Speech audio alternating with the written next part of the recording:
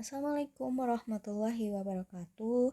Selamat datang di mata kuliah Kalkulus 1 dan pada pertemuan kali ini kita akan membahas topik pertama di Kalkulus 1 yaitu sistem bilangan real. Sebetulnya topik ini sudah kalian pelajari waktu SMA ya. Jadi di sini kita akan pelajari kembali terkait sistem bilangan real. Harusnya tidak terlalu susah ya untuk kalian. Oke, di sini ada 3 poin tujuan pembelajaran. Diharapkan mahasiswa setelah mengikuti perkuliahan topik ini dapat memahami definisi dan jenis-jenis sistem bilangan real. Kemudian mahasiswa juga diharapkan dapat menyelesaikan kasus pertidaksamaan dan mahasiswa diharapkan dapat menyelesaikan kasus pertidaksamaan dengan nilai mutlak. Jadi ada 3 poin yang nanti akan kalian pelajari, jenis-jenis bilangan real, kemudian menyelesaikan kasus pertidaksamaan, dan menyelesaikan kasus pertidaksamaan dengan nilai mutlak. Oke, pada video kali ini kita akan bahas pertama-tama terkait jenis-jenis dari bilangan real. Untuk bilangan real, itu terdiri dari bilangan rasional dan irasional. Nah, bilangan rasional itu terbagi menjadi bilangan bulat atau integer,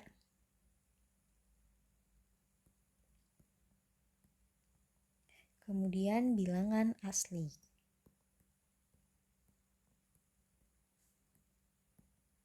Nah, di sini ada beberapa simbol yang harus kalian tahu juga. Untuk bilangan real itu biasanya dinotasikan dengan R. Kemudian bilangan rasional itu biasanya dinotasikan dengan Q. Bilangan irasional biasanya kita notasikan dengan I. Kemudian bilangan bulat biasanya kita notasikan dengan Z. Dan bilangan asli biasanya kita notasikan dengan N. Oke, kita mulai dengan bilangan asli.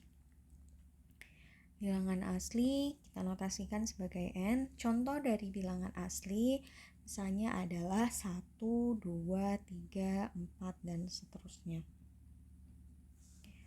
Kemudian di sini juga ada bilangan bulat. Nah, untuk bilangan bulat itu kita notasikan dengan Z, dan bilangan bulat ini terdiri dari bilangan asli, kemudian bentuk negatif dari bilangan asli, dan 0. Sehingga contoh untuk bilangan bulat kita mulai dari negatif 2, negatif 1, kemudian 0, dan di sini ada bilangan bulat positif, di mana bilangan bulat positif ini 1, 2, dan seterusnya itu adalah bilangan asli. Oke, selanjutnya di sini ada bilangan rasional. Bilangan rasional biasanya kita notasikan dengan Q, di mana bilangan rasional ini merupakan setiap bilangan yang bisa kita tuliskan dalam bentuk pecahan, di mana nilai pembilang dan penyebutnya atau A dan B ini merupakan anggota dari bilangan bulat. Dan yang paling penting, B di sini tidak boleh sama dengan 0. Jadi pembilang dan penyebutnya merupakan anggota dari bilangan bulat, akan tetapi B-nya tidak sama dengan 0. Itu adalah definisi untuk bilangan rasional ya. Jadi ciri yang pertama, dia dapat dinyatakan dalam bentuk pecahan, di mana pembilang dan penyebutnya merupakan anggota dari bilangan bulat dan penyebutnya tidak boleh sama dengan 0. Kemudian ciri lain dari bilangan rasional itu adalah hasil dari pecahan pecahan ini bisa kita nyatakan dalam bentuk desimal. Bentuk desimalnya tersebut yang pertama adalah bentuk desimal berulang.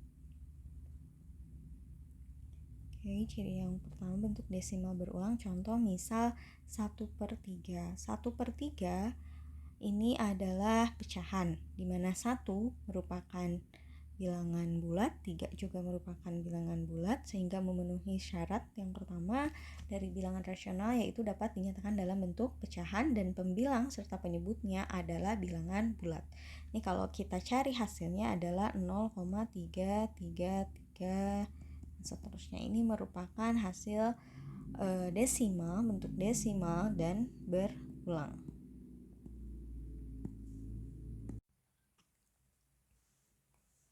Oke, kemudian contoh selanjutnya bentuk desimal yang tidak berulang. Contoh 1/2. Di sini hasilnya adalah 0,5.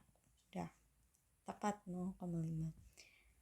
Nah, kemudian contoh lain adalah misal negatif 10/11.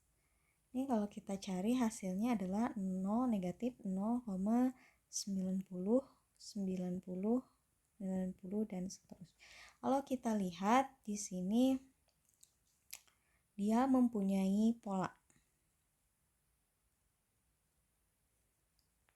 Dia mempunyai pola, artinya ini juga merupakan ciri dari bilangan rasional. Jadi, bilangan rasional itu yang pertama dapat dinyatakan dalam bentuk pecahan, kemudian kalau kita cari hasilnya dan dinyatakan dalam bentuk desimal, dia bentuk desimalnya berulang, bisa berulang, kemudian bisa juga tidak berulang, atau dia juga mempunyai pola. Berulang dan mempunyai pola. Nah, untuk bilangan rasional dia juga bisa positif ataupun negatif ya, asal memenuhi syarat yang tadi. Oke, selain bilangan rasional tadi ada bilangan irasional. Apa bedanya antara bilangan rasional dan bilangan irasional? Untuk bilangan irasional merupakan bilangan real yang tidak rasional. Artinya dia tidak dapat direpresentasikan dalam bentuk pecahan. Jadi bilangan irasional tidak dapat ditulis dalam bentuk pecahan.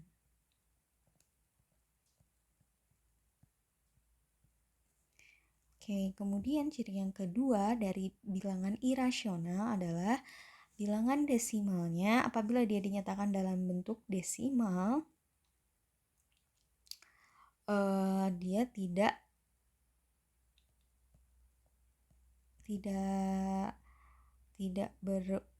terminate atau hasilnya tidak pas gitu ya, seperti ini 0,5 itu merupakan bilangan terminate desimal, artinya hasilnya pas, tidak terminate. Sedangkan untuk bilangan irasional dia itu tidak terminate. Kemudian juga satu lagi, bilangan irasional itu tidak memiliki pola, artinya apabila dia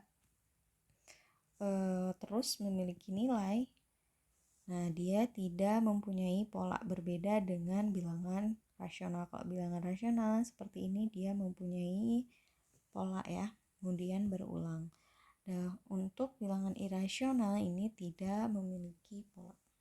Contoh misal kita punya akar 2. Contoh bilangan irasional akar 2 berapa? Akar 2 adalah 1,4, 1,2, 1,3, 5,6 dan seterusnya. Kalau kita perhatikan di sini, hasil dari akar 2 ini dia tidak memiliki pola ya. Nah, ini merupakan ciri dari bilangan irasional. Kemudian akar 3. Kemudian selain itu akar 2 dan akar 3 juga tidak bisa kita nyatakan dalam bentuk pecahan, di mana pembilang dan penyebutnya merupakan bilangan bulat. Nah, Akar 3 kalau kita cari nilainya 1,7320508.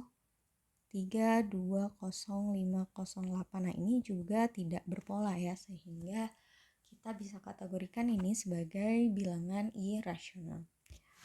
Oke, bilangan rasional digabung dengan bilangan irasional. Nah, di sini akan menjadi bilangan real.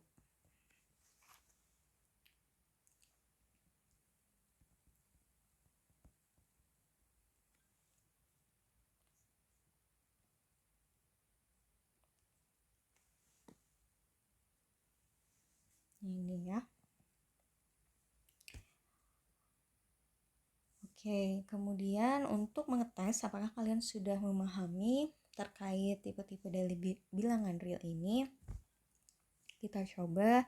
Misal saya mempunyai nilai 5, kemudian negatif 2, kemudian 2/3, kemudian akar 40.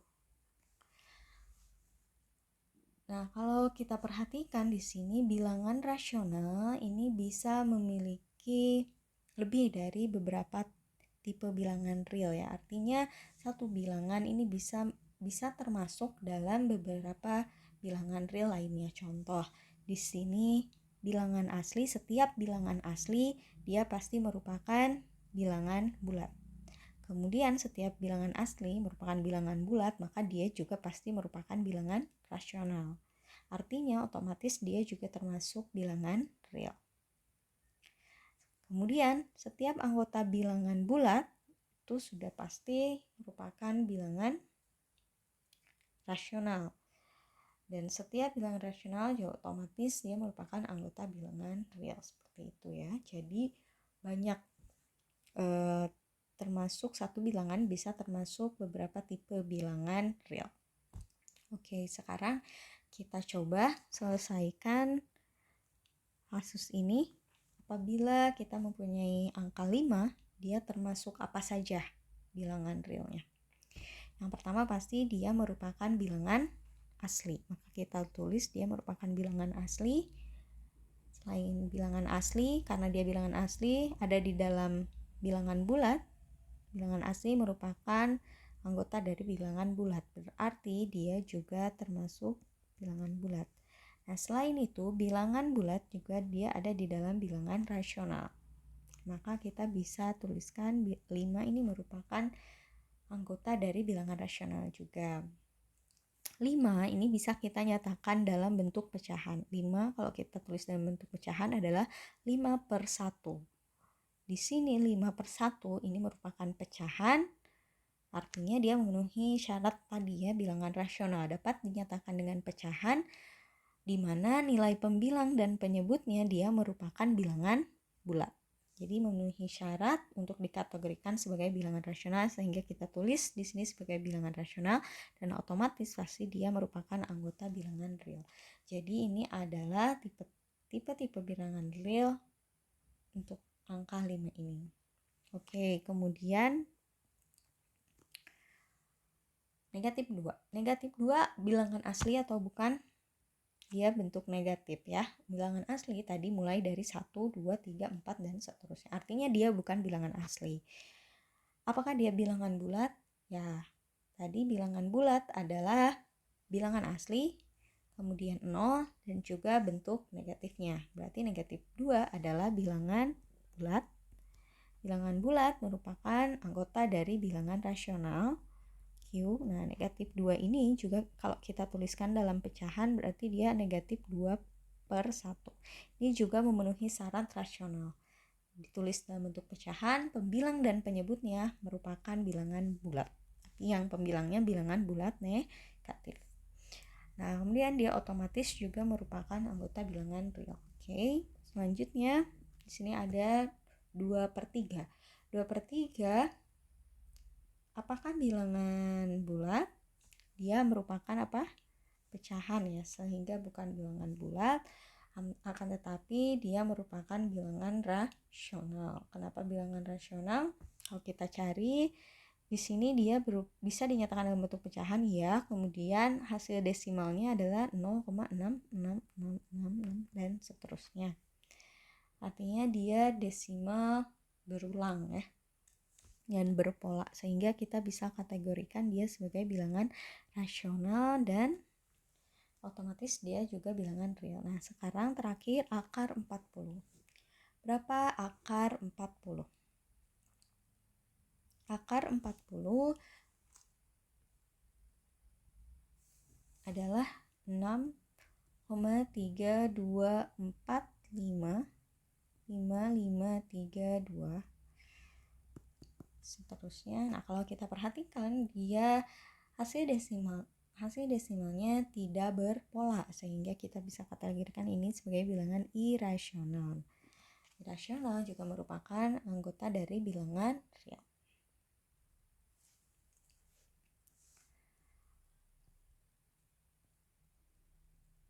Oke, selanjutnya kita akan masuk ke pembahasan terkait garis bilangan.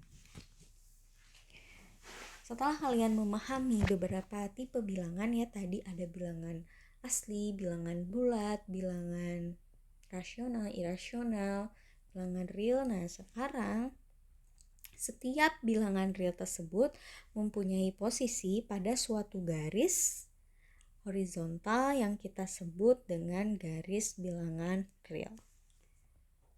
Bisa kita lihat di sini ada suatu garis horizontal, kemudian garis horizontal ini memuat titik-titik bilangan-bilangan real. Di sini contohnya ada negatif 3 merupakan bilangan bulat negatif, kemudian ada 0, 1 sebagai bilangan asli, akar 2 bilangan irasional, sini juga ada pi juga merupakan bilangan irasional. Jadi garis bilangan ini terdiri dari bilangan real dari negatif tak hingga atau dari sisi kiri sampai positif tak hingga sampai sisi kanan. Oke, selanjutnya ada yang disebut dengan selang atau juga kita kenal dengan range. Setiap himpunan bagian dari garis bilangan kita sebut sebagai selang atau range. Di sini ada beberapa cara dalam menuliskan suatu selang. Yang pertama, kita bisa nyatakan selang dalam bentuk himpunan. Contoh adalah kita nyatakan selang dalam bentuk kondisi seperti ini. Kurung kurawal, kemudian X, di mana X kurang dari A. Nah, ini selang kita nyatakan dalam bentuk himpunan atau set. Dikenal juga sebagai set ya. Nah, bagaimana apabila kita menuliskan himpunan tersebut dalam suatu selang atau range secara langsung? Nah, bisa kita tuliskan karena di sini tandanya kurang dari saja tanpa tanda sama dengan. Nah, di sini bisa kita gunakan kurung bundar, kemudian negatif tak hingga sampai A kurung bundar juga. Kenapa? Karena di sini tidak ada tanda sama dengan, sehingga yang kita gunakan adalah kurung bundar. Kenapa di sini dari negatif 3, negatif tak hingga? Karena dia dari arah kiri, kurang dari. Oke, selanjutnya di sini kita juga bisa nyatakan selang dalam bentuk grafik. Kita sketsa grafiknya. Di sini ada tadi kurang dari A, berarti dia ke sisi kiri ya, ke arah kiri. Nah, kenapa di sini empty hole atau bundar kosong? Karena di sini tanda kondisinya di sini kurang dari saja. Kurang dari saja atau tanpa tanda sama dengan, sehingga di sini kosong ya, tidak diarsir bultannya. Misal kita coba di sini X, di mana X kurang dari 2. Apabila kita nyatakan dalam selang berarti kurang dari 2 bisa kita tuliskan dengan min tak hingga sampai 2. Keduanya kurung bundar karena tandanya kurang dari saja tanpa tanda sama dengan. Kemudian kalau kita gambarkan dalam bentuk grafik, berarti di sini 2 ke arah kiri ya, dengan di sini bundarnya kosong. Kemudian di sini ada contoh selanjutnya, himpunan X di mana X kurang dari sama dengan A. Bedanya dengan yang sebelumnya, di sini kondisinya ada tanda sama dengan kurang dari sama dengan. Kemudian kalau kita nyatakan dalam selang, berarti bisa kita tuliskan min, langsung saja min ta hingga sampai A. Nah, di sini kita gunakan A-nya kurung kotak. Kurung siku ya, kurung siku. Kenapa? Karena di sini ada tanda sama dengan, kurang dari sama dengan yang tadi tanpa tanda sama dengan, sehingga kita gunakan kurung biasa, kurung bundar. Kemudian kurang di sini contoh yang kedua, kurang dari sama dengan. Ada tanda sama dengannya, kita pakai kurung kotak. Nah, kalau kita tulis sketsa grafiknya, di sini untuk sketsa grafiknya kurang dari sama dengan A. Di sini ada tanda penuh, bundar penuh atau bundarnya diarsir. Oke, kalau kita punya contoh misal X di mana X kurang dari sama dengan 2, berarti bisa kita tuliskan selangnya adalah min ta hingga sampai 2, kemudian kurung siku. Selanjutnya kalau kita sketsa gambarnya berarti 2 ke arah kiri.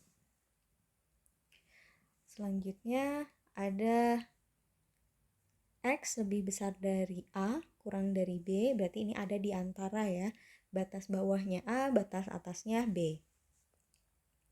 Apabila kita tuliskan dalam bentuk selang, berarti dia ada di antara A dan B. Bisa kita tuliskan batas bawahnya A, batas atasnya B. Kenapa kurungnya kurung bundar? Karena di sini tanda kondisinya kurang dari saja ya, tanpa tanda sama dengan. Sehingga nanti sketsanya juga bundarannya kosong ketika A dan B.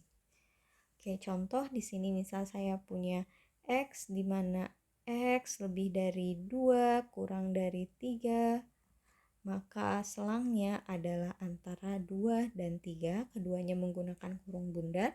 Kemudian apabila kita sketsa berarti dia ada di antara 2 sampai 3.